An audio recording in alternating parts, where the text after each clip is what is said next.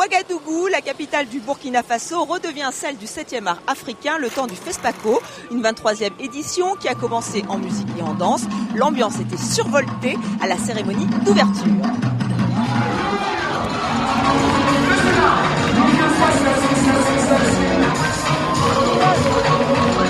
L'intervention très remarquée du groupe nigérian Flavour ne doit pas faire oublier qu'en 2013, ce sont les femmes qui sont à l'honneur.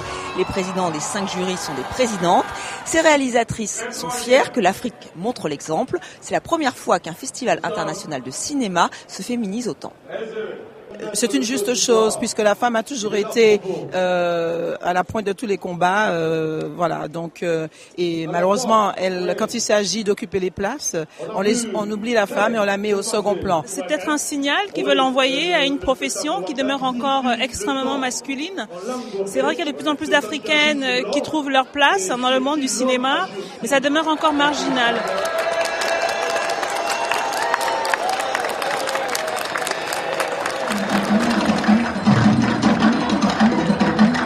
Festivité terminée, place à la compétition et c'est justement une réalisatrice qui représente le Burkina Faso dans la catégorie long métrage. Dans Moi Zéphira, Apolline Traoré nous raconte l'histoire d'une jeune veuve qui se rebelle contre les traditions.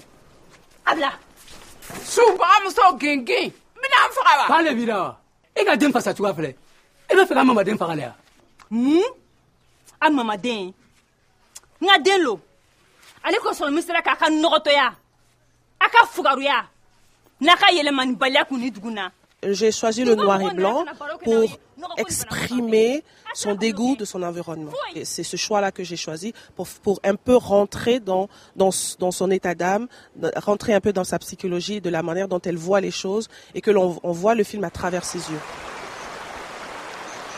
Notre jeune réalisatrice burkinabé va-t-elle suivre les traces de son illustre aîné Gaston Caboret? Il avait décroché l'étalon d'or de Yanenga en 1997 pour Boutiam.